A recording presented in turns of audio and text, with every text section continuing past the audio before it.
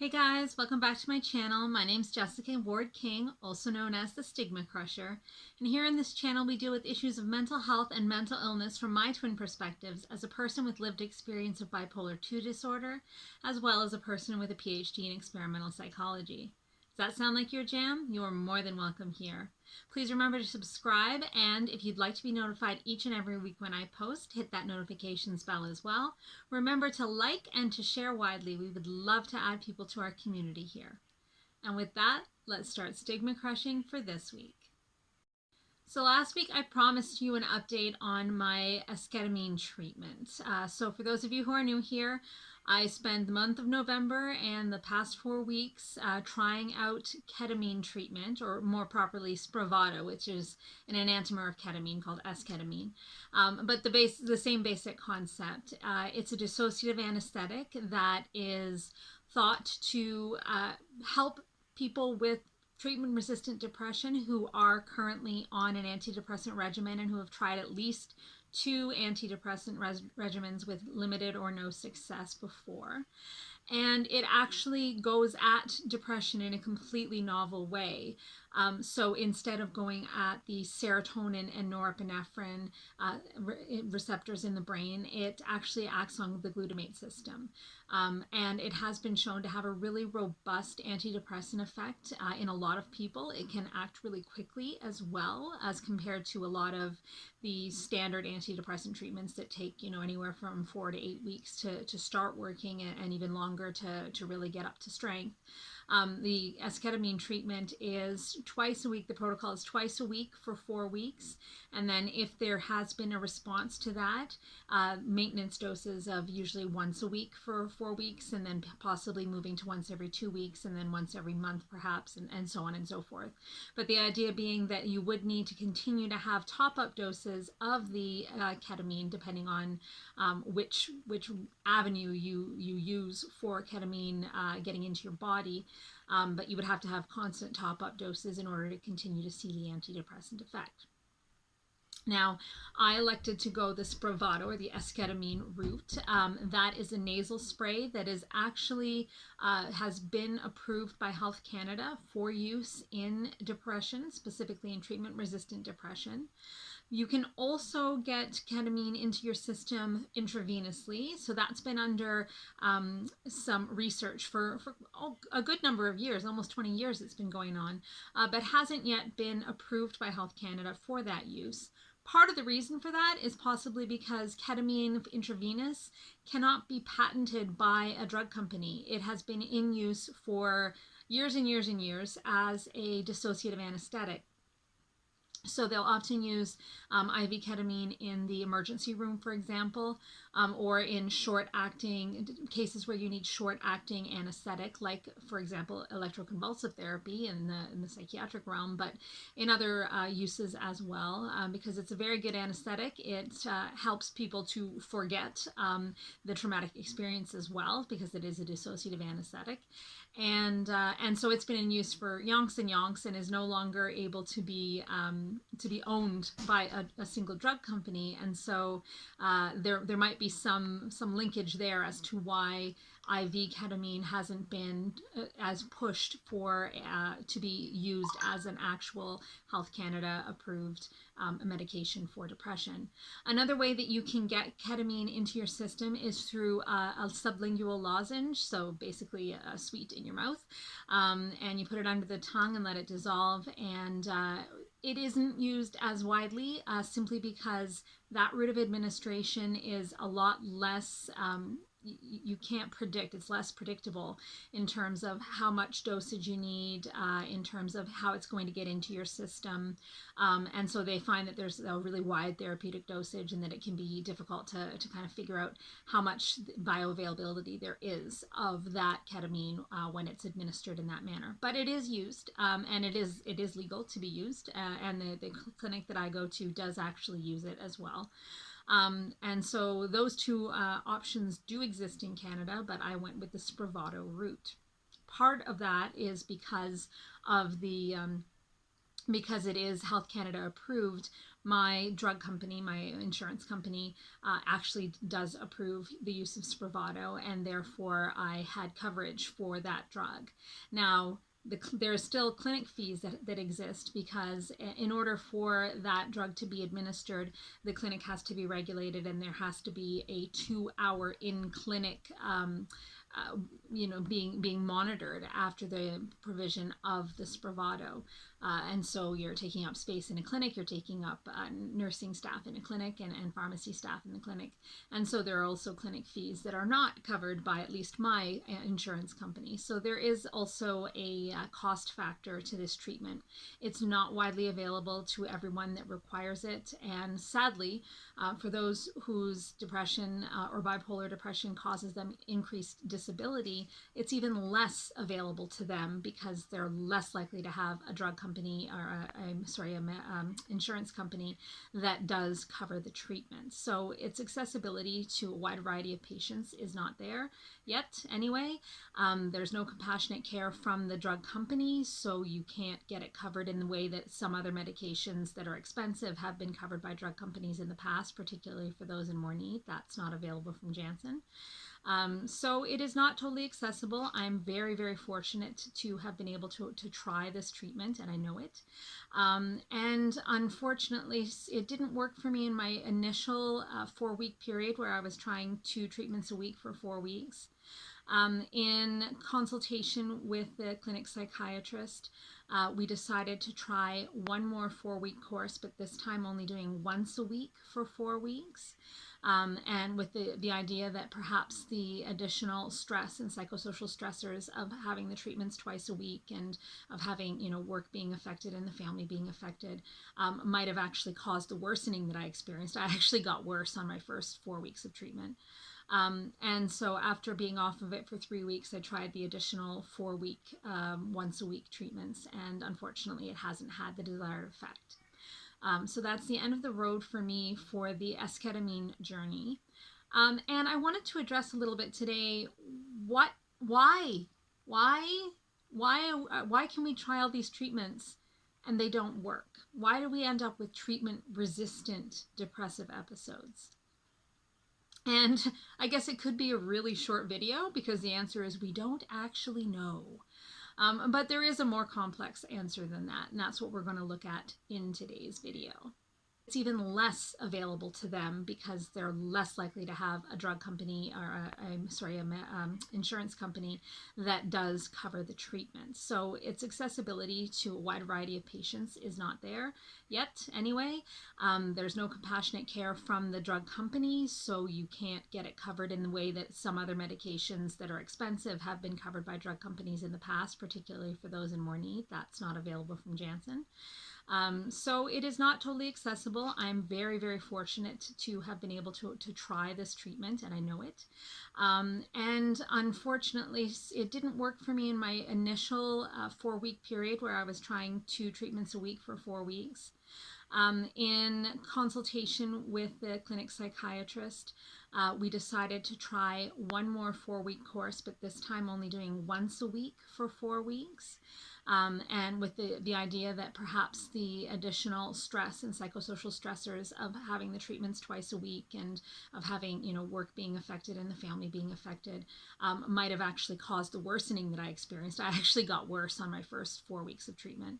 And so after being off of it for 3 weeks, I tried the additional 4-week, once a week treatments, and unfortunately it hasn't had the desired effect. So that's the end of the road for me for the Ketamine Journey. And I wanted to address a little bit today, why can we try all these treatments and they don't work? Why do we end up with treatment-resistant depressive episodes? And I guess it could be a really short video, because the answer is we don't actually know. But there is a more complex answer than that, and that's what we're going to look at in today's video. So first of all, what makes an episode of depression treatment resistant? There are a lot of different definitions of this, but generally speaking, a lot of research studies and just kind of general clinical advice deem that if you've tried 2 complete courses of different antidepressant treatments and they have not worked, then you are probably suffering from a treatment-resistant depression. And those antidepressant treatments would, generally speaking, be medication treatments, so possibly different classes of antidepressant medications. And if you're wondering about those, there's an earlier video on classes of antidepressants, the different routes of affecting the brain, different neurotransmitters. There's the serotonin system, the norepinephrine system, also the glutamate system, as I mentioned, and that are affected differently by different types of antidepressants. But generally speaking, if you try 2 of these different classes and neither of them have worked, you are struggling with treatment resistance. And the reason for that is not abundantly clear, but in a more complex way, the answer is that we don't actually know what causes any one person to experience what we call depression. So our diagnosis of depression, of any psychiatric disorder, in fact, is based on a syndrome, is based on a collection of symptoms that tend to hang together. They tend to be in existence together in one human, and that is the syndrome that we call depression. And so there are a wide variety of these symptoms, and you must have either anhedonia, so a lack of pleasure in things that you have previously found enjoyable, or low mood. You have to have that. That's diagnostic of depression. And then there are a variety of cognitive effects like memory deficit or difficulty thinking, brain fog, difficulty making decisions. There are mood effects in terms of there could be suicidal ideations, there could be worry or anxiety, there could be a wide variety of kind of feeling blue, of losing interest, of not being able to engage with other people like you used to do. And then there are also a variety of more physical effects on sleep. So some people sleep more when they're depressed, some people sleep less, have insomnia. On eating, so some people eat more or comfort eat, some people eat less and lose weight.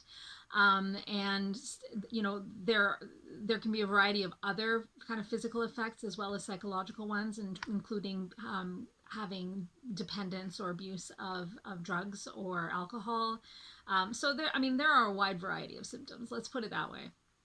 And not any one person likely doesn't have them all.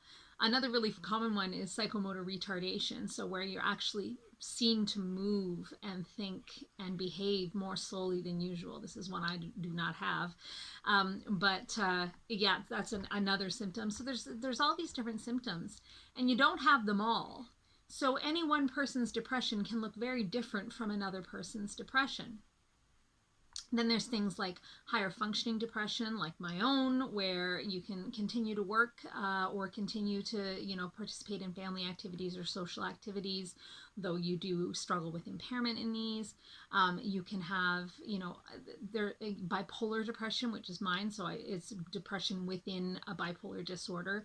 Unipolar major depressive disorder, which doesn't have that other pole of mania or hypomania.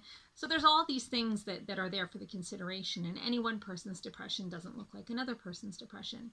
In fact, within one person, any one depressive episode may not look like other depressive episodes. Just within the depressive episode I've been in for the last, what are we on now, like 22 months, I've had different ways of responding to it as the depression has unfolded. So at times I'm very weepy, I'm very sad, I have very morose thoughts. At other times, like now, I'm just more numb, but still have suicidal ideation. And so it has, unfolded, and I have different symptoms at different times.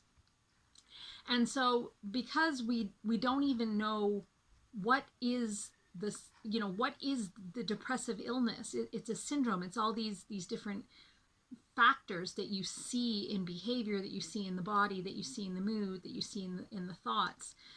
But we don't have a cause for it. We have some ideas of the different brain pathways and body pathways that might be affected, but it can be different at any given time and at any given person. Hey, this is Editing Jessica. I just wanted to pop in here with a bit of a better explanation of this whole idea of the syndrome that I'm talking about. And this one comes from real life coronavirus. So the syndrome is all of those symptoms that you keep hearing about when you keep getting screened. Do you have a loss of smell, sore throats, cough, runny nose, fever, sore stomach, any of these symptoms? And when you get those, they could be from a variety of illnesses. It could be from the common cold, from influenza, from pneumonia. It could be from a stomach bug. It could be from food poisoning. It could be from, you name it. It could be from that. And so when we just have the symptoms that we're going by, and that syndrome, those symptoms that hang together, that's what we're talking about. Now with coronavirus, we have a test that you can take that tells you whether that syndrome or those symptoms that are hanging together are coronavirus or not coronavirus. And of course then you could go in and further have your throat swab to see if it's strep throat or and so on and so forth. And so that's what we're talking about here. So with depression, we get those symptoms that hang together, but we don't have a simple blood test, at least not yet. There's some indication that those are coming, but so far we don't have a simple blood test that can tell you what those symptoms are from, why they're hanging together like that. So that was just my simple explanation of what we mean when we don't exactly know what disorder we're actually stuck with, when we're looking at just the symptoms that hang together. And that's what we're doing in psychiatry. Okay, take care. And so we have medications that we think we know what they're doing, but we're not sure, because as I'd mentioned in an earlier video, like with antidepressants, they take, anywhere from 48 weeks to kick in. Tylenol doesn't take within 48 weeks to kick in. So is it really having that immediate effect on neurotransmitter pathways, or is it actually affecting the gene expression that's going on in the brain? Or is it affecting something else that is causing the symptoms of depression? We don't know. And so to answer the question, why does one treatment work for one person and not another? Or why does one treatment work for one person at one given time, but then over time stops working, or when reinitiated doesn't work that time? Why does this happen? It's because we're not sure what the cause of those symptoms are, what the cause of this illness that hangs together, as I say, that we call depression is. And so we're not exactly sure how to go about treating that cause, that very physical and very psychological cause. We don't know. And so, you can even have what they would call sort of a more physical manifestation of depression, or more psychological, or both at the same time, where talk therapy might be really helpful for getting over some of the psychosocial problems and stressors that are affecting you, either because of your depression or that are maybe causing the depression and also affecting you. We don't know. And so I've had the experience where different treatments have worked for me at different times and stopped, or they'll start working and then they'll peter out, and it's really frustrating is the big conclusion I can reach here. It's very frustrating, because we fancy ourselves very advanced, in medically speaking and technologically speaking, and yet mental illnesses specifically, a lot of illnesses as well, autoimmune illnesses, a lot of neurological illnesses, a lot of illnesses, we don't know enough about them to know how to treat them, to know what is the cause of them. And we are taking our best stabs in the dark at treating symptoms, or at noticing that something has worked and we're not sure why, but then we start studying it, which was the case with ketamine. They just started noticing that folks coming in and for example, the emergency room and being treated with ketamine as an anesthetic were experiencing antidepressant effects, and they were like, oh, great. We don't know why, but we're going to keep trying. And so why one works for one person and not another? Possibly the cause of one person's depression is different from another. Possibly the expression of it in the brain, in the body, or in the psychological symptoms is different from another. And we just don't know what's going on. But it is very frustrating because you can see, we peddle the science as though we know what's going on. Oh yes, it's serotonin. Serotonin is the depression molecule, and as soon as we figured out what Prozac was doing, Prozac was working on serotonin, and as soon as we upregulate the serotonin, we fix the depression. We're good to go. Antidepressants, you got it. You just get those prescribed by your family doctor, you'll be fine. And a lot of people are. But for folks with a more long-term case, more chronicity, more treatment resistance, that's not the case, and we have to look elsewhere. And so, what does that mean for me? Well, in this particular episode of treatment-resistant depression, as I mentioned, we're going on 2 years. We'll be on 2 years in March. And it's been a long time, and it's been quite a deep depression, especially in a lot of the time. It's been quite deep.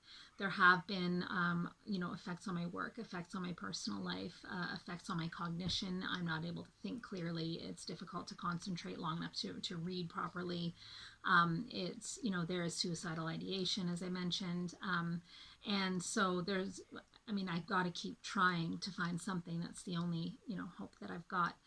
And so looking now possibly back towards ECT, electroconvulsive therapy. Now that's difficult because it requires time off work, and it also requires, it can cause a lot of cognitive effects. And for a person like myself, that my work and a lot of my self-worth is caught up in the way that I think and my abilities.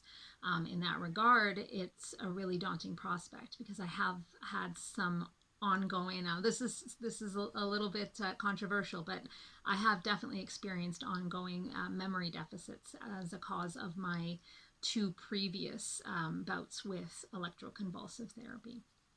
But in order to be able to budge this particular treatment resistant depressive episode, that might be the next option that I have. Now, I have said before, there are always other options. There are always other combinations of medications you can try. There are new medications and new treatments coming out all the time. The next big one on the scene you may have heard of is Psilocybin, or the kind of medication or substance that is found in magic mushrooms, very literally. And so molecules like psilocybin, or the more synthetic MDMA or LSD, have been found to be helpful for some mental illness, including treatment-resistant depression, and it's possible that some clinical trials might be coming up soon enough to give a try to that. Also very daunting and frightening prospect, but I'm at that point of trying pretty much anything. And so the frustration is there. Why me? Why do other people find things that work for them, but I just continue to hit brick wall every time I think I have a hope of something helping, and it fails? It's just another, notch on the belt of, well, nothing's going to help. I have been reminded that, particularly in folks with bipolar depressive episodes, but in general in everyone, depressive episodes don't last forever, and that our best treatments usually just make the recovery a bit faster, but it's inevitable that you won't remain in the mood state that you're in forever. It doesn't feel like that. It feels like this is a forever mood state. It feels like it's always going to be this way. It's only going to get worse. Or if I do recover some euthymia or normal mood, I'm only going to hit another episode of depression, and then what if nothing works that time? That's the thought process that I'm going through. And the whole idea of like, this is exhausting. I can't do this forever. I just can't live like this. But as I mentioned, I'm constantly reminded that this will not last forever. I just kind of, if I say it enough times, it'll be true, kind of thing. And that there is always something else to try. And that is true. There are new medications being approved every year. There's new medications. There are new combinations, things that I haven't tried before. I would have to be here for a couple of lifetimes to try absolutely everything that exists now, not to mention the new things that are in the pike. So I've been very fortunate in my life to be able to try newer treatments as they come up, including my deep brain stimulator that I still don't think I've told you guys about. I'll have to do a video on that. Let me know if you'd like to see that. But also with the ketamine, that is a newer treatment. and hopefully with, newer options as they keep coming in. So, not maybe the most hopeful video this week, with the themes of, gee, that new treatment didn't work for me, and we have no idea why things don't work for people. Not as hopeful as it could be, I suppose. But stick with me. I'm going to keep trying. If you too are treatment resistant, help me. Please comment below. Let me know that you're struggling along with me, and we're not alone. We definitely aren't alone. And yeah, I called last week for if you guys have any ideas of topics that you want me to address in the coming year, with regards to mental health, mental illness, depression, bipolar, psychology in general. Let me know. Comment down below. Hit me up on my socials. I'm on LinkedIn. I'm on Twitter. I'm on Facebook. I'm on all those things. So let me know what you'd like to see, and stick with me. I will let you know how it goes. All right, guys. Take care. Bye. Stigma Crusher.